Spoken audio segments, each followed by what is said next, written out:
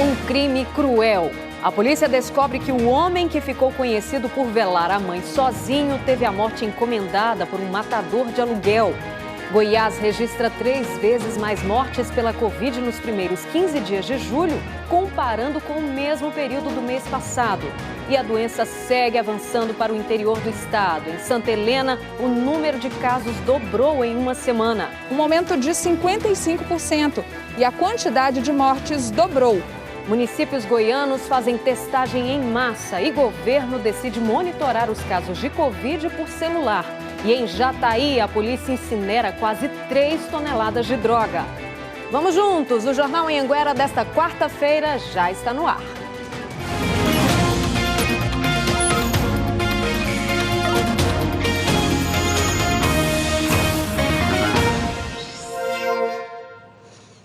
Boa noite, 7h16, muito obrigada pela companhia.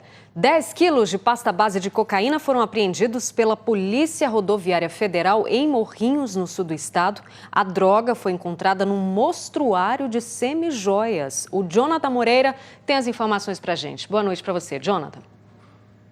Para você também, Rosane, e para todo mundo que acompanha a gente. Então, a apreensão dessa droga aconteceu hoje à tarde no posto da Polícia Rodoviária Federal, que fica aqui na BR-153, em Morrinhos, pertinho aqui de Itumbiara. 2 carros foram abordados pela PRF e os 2 motoristas, cada um aí com 28 anos de idade, se identificaram como vendedores de semijoias.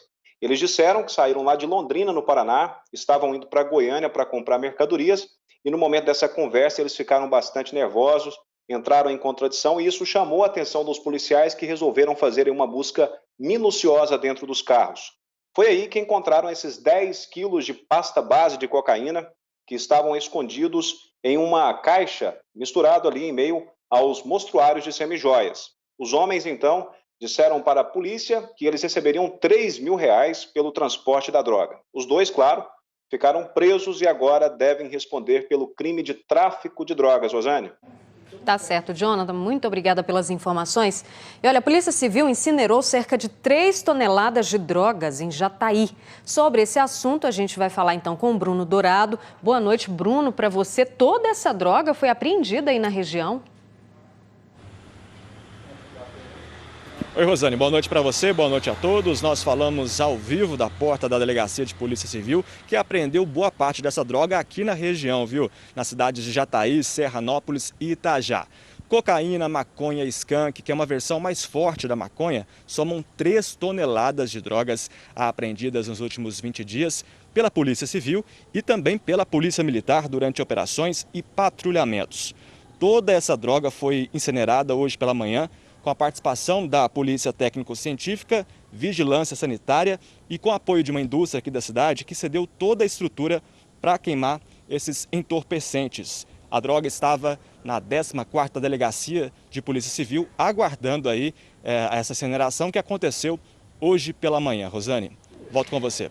Obrigada, Bruno. E ainda falando sobre entorpecente, olha, um homem foi preso com droga no fundo falso de uma caminhonete.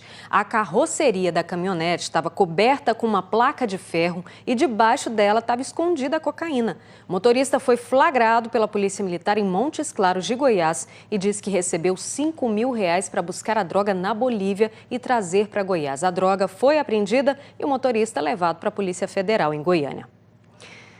2 pessoas foram presas suspeitas de provocar um incêndio que causou a morte de um homem. O mandante do crime teria contratado, a mandante, na verdade, teria contratado o matador por uma rede social na internet. O suspeito chega à casa da vítima com uma sacola, dizendo que era doação de cesta básica. Mas a polícia acredita que ele estava, na verdade, indo matar José Ricardo Fernandes, de 44 anos. A mandante do crime, que se passava por amiga da vítima, teria aberto o portão. Segundo a investigação, ela ajudou o José numa campanha na internet. A vaquinha virtual era para pagar um tratamento médico dele, mas a polícia disse que ela queria ficar com uma parte do valor. quando percebeu que não receberia dinheiro nenhum das doações que foram feitas para o José Ricardo, a mulher então decidiu contratar um matador de aluguel pelas redes sociais. Ela teria oferecido R$2.000 para o matador e ainda fez de tudo para simular que estava chocada com a morte de José Ricardo. Eu estou desesperada. Os médicos não sabem a situação do homem, não sabem que o homem precisa de hemodiálise, não sabem os problemas que o homem tem, alergia de remédio. Ela mandou esse áudio depois que José Ricardo foi agredido e teve a casa incendiada. Não foi acidental. Não existiam focos de origem elétrica. O foco também estava concentrado no quarto da vítima, de maneira que qualquer acidente por conta de botijão estava também descartado. Ele ficou com 80% do corpo queimados e morreu no hospital. José Ricardo ficou conhecido depois de velar o corpo da mãe sozinho. A foto dele na internet teve mais de 300 mil curtidas e ele recebeu ajuda de várias partes do país. E ela aproveitou essa oportunidade para aproximar dele, auxiliar nessa arrecadação financeira de alimentos, com o intuito desde o início de quê? De receber proveito no final. Preliminarmente se trata de homicídio qualificado, em coautoria, meio cruel, impossibilitar a defesa, mediante paga promessa de recompensa e, posteriormente, um furto qualificado que eles realizaram no imóvel também. Muita crueldade, né? Os dois envolvidos podem pegar até 30 anos de prisão. E o diretor administrativo da Codego e também presidente do DEM em Anápolis foi preso durante uma operação da Polícia Civil que investiga uma série de crimes contra os cofres públicos. A Liz Mendes está chegando ao vivo de Anápolis com mais informações para a gente. Liz, boa noite para você. Mais alguém foi preso?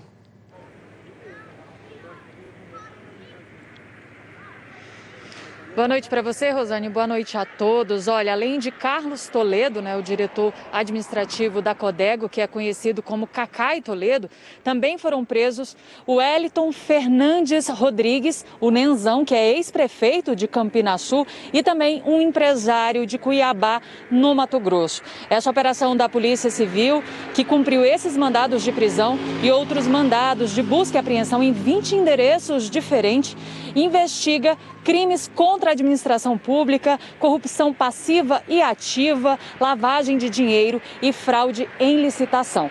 Depois que Cacai Toledo foi preso aqui em Anápolis, a Polícia Civil esteve na sede da Companhia de Desenvolvimento Econômico de Goiás, em Goiânia, e apreendeu os computadores usados pelo diretor. A Codego é uma empresa de economia mista controlada pelo Estado e ela faz a gestão dos distritos industriais e explora a água e o saneamento dentro deles, o serviço de água e saneamento dentro deles. Os mandados de prisão são temporários por 5 dias e foram autorizados pela juíza Placidina Pires no mês passado. O processo segue em segredo de justiça. Obrigada, Liz. E olha, em nota, a Companhia de Desenvolvimento Econômico de Goiás informou que colabora com a Polícia Civil, que por meio da Delegacia Estadual de Repressão às Ações Criminosas Organizadas, o DRACO, realizou operações nas dependências da diretoria administrativa da companhia.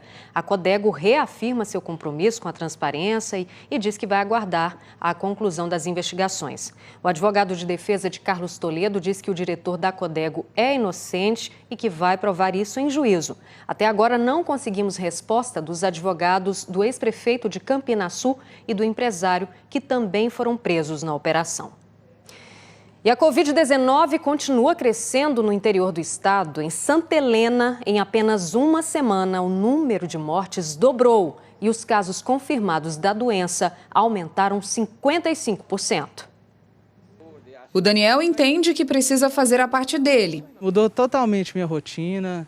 Eu fico mais em casa, quando eu vou em lotérica, banco, 6 peitos, distanciamento, álcool em gel, uso mais. E todo esse cuidado não é exagero. Ainda mais porque os moradores de Santa Helena viram os números da Covid-19 darem um salto na última semana. No dia 7 de julho, a cidade registrava 386 casos confirmados da doença e 5 pessoas tinham morrido. Uma semana depois, o número de contaminados chegou a 600, um aumento de 55%, e a quantidade de mortes dobrou. Agora já são 10 vítimas. O prefeito de Santa Helena atribui parte desse aumento à testagem em massa feita no município. Mais de 10% de toda a população, através de testagens diretas pela prefeitura e através de parcerias com grandes empresas, com o comércio local. Já era esperado esse aumento do número de casos, inclusive, infelizmente, de óbitos. A taxa de ocupação hospitalar na cidade hoje é de 30%. Esse antigo centro de treinamento da Igreja Católica e o prédio de uma associação de serviço humanitário são usados como unidades de tratamento da Covid, com um total de 50 leitos e 15 respiradores. E uma ala específica para a doença, que está sendo construída no Hospital Municipal, deve ser entregue este mês, com 23 novos leitos.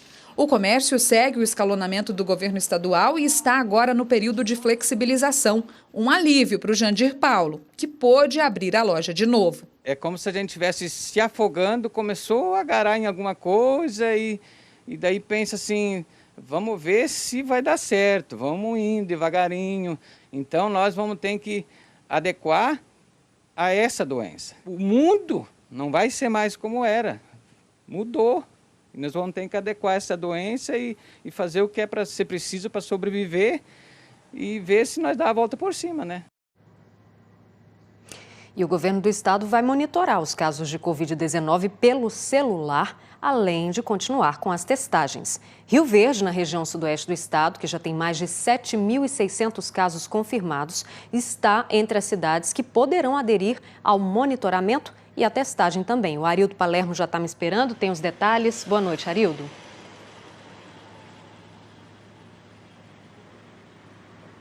Oi, Rosane, boa noite a você e a todos que nos acompanham. Esse monitoramento vai ser feito por um aplicativo que se chama Dados do Bem. Esse aplicativo será disponibilizado aos 78 municípios de Goiás que mais registram casos de coronavírus. O anúncio dessa nova ferramenta foi feito pelo governador Ronaldo Caiado em uma videoconferência. E entre as cidades, que podem se beneficiar dessa ferramenta estão Rio Verde e Santa Helena, aqui no sudoeste do estado. Como é que isso vai funcionar? O aplicativo vai rastrear e monitorar os pacientes que estão com a Covid-19 ou suspeitos. E a partir da análise desses números, a testagem em massa pode até ser ampliada nas cidades, porque vai se ter uma ideia mais precisa de como está a pandemia nos municípios. Quem baixar o aplicativo vai preencher os dados pessoais para se cadastrar e responder algumas perguntas em relação à exposição ao coronavírus. E o próprio aplicativo vai indicar se essa pessoa precisa fazer um exame ou ficar em isolamento em casa. É tudo resolvido na hora, na palma da mão. A expectativa é que essa ferramenta esteja disponível às prefeituras de Goiás até o fim da semana que vem. Rosane, com você no estúdio. Tá certo, Arildo. Muito obrigada, a gente segue acompanhando. E olha, o número de pessoas que morreram por causa do coronavírus em Goiás teve aumento de 310% na primeira metade de julho, na comparação com o mesmo período do mês passado. Só de ontem para hoje foram mais 17 mortes, segundo a Secretaria de Saúde. Então, atualizando os casos aqui no nosso telão, olha só como é que fica então a situação. 927 mortes até agora. 39.072 casos são confirmados, 93.997 casos são suspeitos, 11.920 pessoas já estão recuperadas e 42.385 casos já foram descartados. E a gente te mostra também como é que está a ocupação dos leitos de UTI. Olha só, na rede pública estadual, a taxa de ocupação já chegou a 88,82%. Na rede pública de Goiânia, a taxa de ocupação chegou a quase 98%. Na rede particular aqui da capital está 82,67% e no interior a taxa de ocupação está em 88,09%. E olha, a diretora do Hospital Municipal de Vicentinópolis, no sul do estado, morreu vítima da Covid-19. A informação foi confirmada pela Secretaria de Saúde da cidade. Maria Leal, de 38 anos, estava internada desde segunda-feira no Hospital de Campanha de Itumbiara, mas não resistiu e morreu ontem à tarde. O corpo foi sepultado no mesmo dia lá em Vicentinópolis. Vamos ver como é que fica o tempo amanhã agora?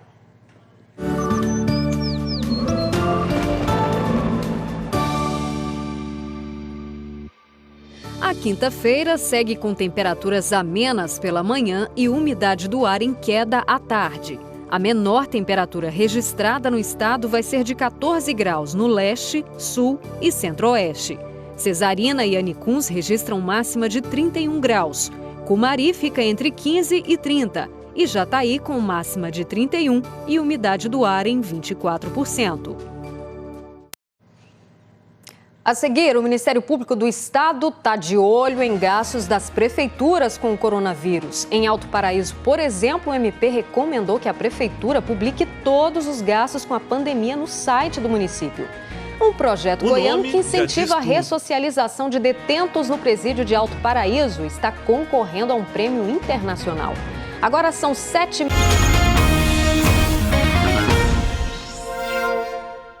O Jornal Anhanguera está de volta, agora são 7h32. O Ministério Público do Estado está de olho em gastos das prefeituras com o coronavírus. Em Alto Paraíso, por exemplo, o MP recomendou que a prefeitura publique todos os gastos com a pandemia no site do município. Danilo Moreira tem as informações para a gente. Danilo, conta aí por que o MP pediu isso. Boa noite.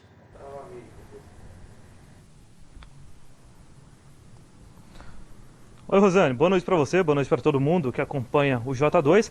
A recomendação foi depois que um promotor do Ministério Público percebeu que, apesar de haver um campo com informações sobre a Covid-19, o site da Prefeitura não estava publicando informações como, por exemplo, compras efetuadas e contratos celebrados para o enfrentamento ao novo coronavírus. No site havia apenas informações sobre o número de casos e também o número de mortes por conta da pandemia. A orientação do promotor é para que os dados sejam publicados para que os moradores e órgãos competentes possam acompanhar esse tipo de informação em tempo real. Além disso, essas informações são exigidas pela Lei de Acesso à Informação. Por meio de nota, a assessoria de imprensa da Prefeitura de Alto Paraíso informou que as recomendações do Ministério Público estão sendo cumpridas e que 90% das ações já estão sendo publicadas no site e que nessa semana o restante será publicado. Além disso, o município está adotando as medidas de barreiras sanitárias para controlar o acesso de pessoas no município. Rosane, eu volto com você. Tá certo, Danilo. Muito obrigada pelas informações importantes, né? A população saber o que está acontecendo, o que os municípios, as autoridades públicas estão fazendo para cobrar, né? Para cobrar dos prefeitos aí das suas respectivas cidades. Olha, foi publicado hoje um novo decreto em Morrinhos, no sul do estado. Entre as principais mudanças estão a abertura de bares, pizzarias e pamonharias até às 10 da noite, de segunda a sábado. Aos domingos, o funcionamento fica restrito das 11 da manhã às 3 da tarde. Outros estabelecimentos, como restaurantes, também vão seguir esse mesmo esquema e devem funcionar com apenas 50% da sua capacidade total, seguindo as regras de distanciamento e também os protocolos estabelecidos pela Organização Mundial de Saúde, como o uso de álcool em gel e a máscara, e ainda mantendo os ambientes bem arejados.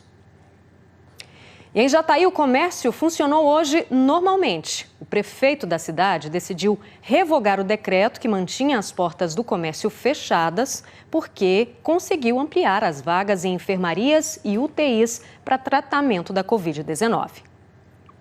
Depois de 9 dias de portas fechadas, a expectativa era de aumentar as vendas com a reabertura do comércio. Tem muitos clientes que estavam precisando de mercadoria, né? E com as portas fechadas não tinha como atender. Assim que a loja abriu, o seu Roberto já foi dar uma olhada na bicicleta que está querendo comprar para a mulher.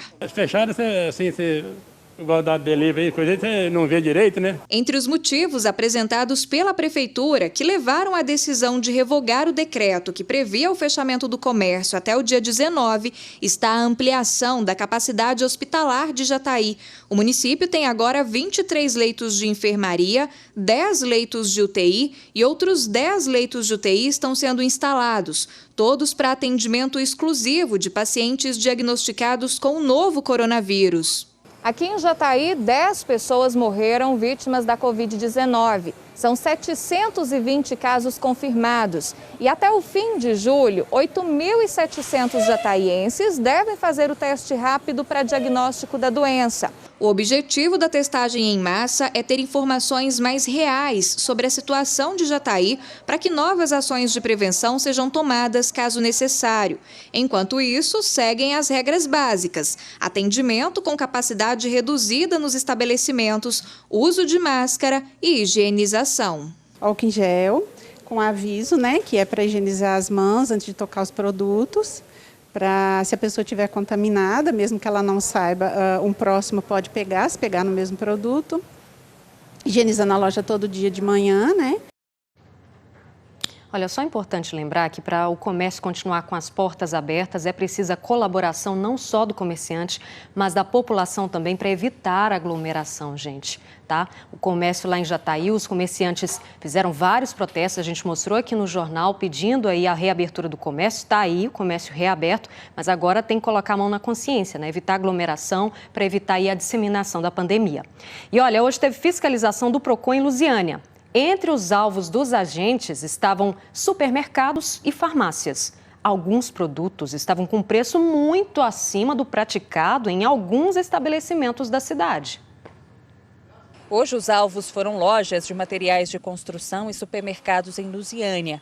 O Procon recebeu denúncias de que esses locais estariam vendendo produtos vencidos e com preços abusivos. Essa loja foi notificada e agora o comerciante tem 10 dias para justificar o preço do milheiro de tijolos, que antes era de R$ 350 e aumentou para R$ 750, mais do que o dobro em um mês. Nesse supermercado, a equipe identificou caixinha de suco, farinha de trigo e iogurte vencidos. O proprietário também foi notificado. O estabelecimento, quando encontra produto vencido, o estabelecimento é multado, Então depende do porte do estabelecimento. Multas que podem passar de R$ 700. Em junho, foram apreendidos mais de 100 embalagens de iogurtes vencidos há mais de um mês, entre outros produtos, como doces. Nos últimos 3 meses, o Procon de Lusiânia fiscalizou supermercados, farmácias, postos de combustíveis e depósitos de gás. Dos 85 supermercados fiscalizados no município, 3 foram multados pela venda de produtos vencidos. Em farmácias foram encontrados álcool gel, máscaras e luvas com preços abusivos. Os estabelecimentos foram multados. E a população pode ajudar o Procon nessa fiscalização denunciando, gente, fica de olho. Agora, olha essa, a ousadia dos bandidos para tentar enganar os policiais parece que não tem mesmo limite, gente. Em Santa Rita do Araguaia, a Polícia Civil prendeu 2 traficantes no momento em que eles foram à agência dos Correios fazer o quê? Sabe o quê? Retirar 2 tabletes de maconha. A correspondência nada legal foi descoberta porque os Correios têm um sistema que faz raio-x nas encomendas. Os 2 homens presos confessaram que a droga foi enviada para eles de uma cidade em Minas Gerais. Os homens foram levados para o presídio de Mineiros e vão responder pelo crime de tráfico de drogas. Um projeto goiano que incentiva a ressocialização de detentos no presídio de Alto Paraíso está concorrendo a um prêmio internacional. A iniciativa é uma parceria do Tribunal de Justiça, do Ministério Público de Goiás e do Conselho da Comunidade de Alto Paraíso. Olha lá. O nome diz tudo: plantar o bem. Esse é um trabalho desenvolvido por 8 detentos da Unidade Prisional de Alto Paraíso. O projeto foi dividido em 2 partes. O primeiro foi a revitalização da unidade prisional, a qual os internos fizeram toda a revitalização da parte de alvenaria, de pintura, a parte de piso. Posteriormente foi instalado uma estufa na unidade prisional e criada uma horta orgânica. Assim como as hortaliças estão pequenas, o projeto também está no início. Começou a ser aplicado este ano, mas já está colhendo bons resultados. A iniciativa, que é uma parceria do Ministério Público Goiano, juntamente com a Diretoria-Geral de Administração Penitenciária, está concorrendo ao Prêmio Juventude Rural Inovadora, que busca divulgar e promover iniciativas sustentáveis e inovadoras da América Latina e também do Caribe. Todos os detentos envolvidos recebem a redução da pena, seguindo a Lei de Execução Penal. Parte das hortaliças serão doadas a creches e colégios da região. Outra parte será vendida, voltará para a manutenção das estruturas do presídio. Podemos ver também uma melhora significativa em todos os quesitos, em relação aos reeducandos que estão participando do projeto, né? A autoestima, a vontade de aprender, a disciplina, realmente está sendo realizada a ressocialização conforme prevê a LEP. É disso que a gente está precisando, né?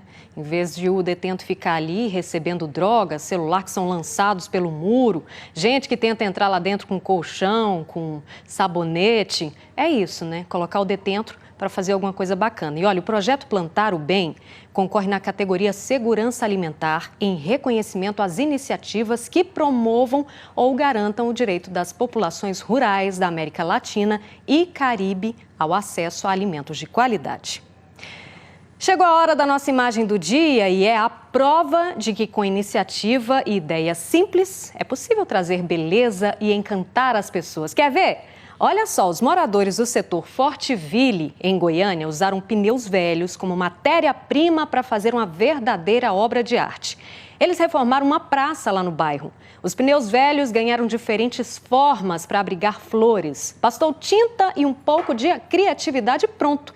Os pneus também foram usados na reforma do parquinho, virou assento do balanço, a cerquinha do parque. E olha lá onde foi parar o guidão da bicicleta, gente, na gangorra. Até as pedras de paralelepípedo que estavam lá de bobeira ganharam uma função. Viraram banquinho para os moradores. Que legal, né? Agora são 7h42, Jornal Anhanguera fica por aqui. A gente encerra hoje com imagens de Rio Verde, tá bom? Um beijo e um cheiro para vocês. Espero vocês amanhã no Jornal Anhanguera, primeira edição, tá bom? Tchau, tchau para vocês.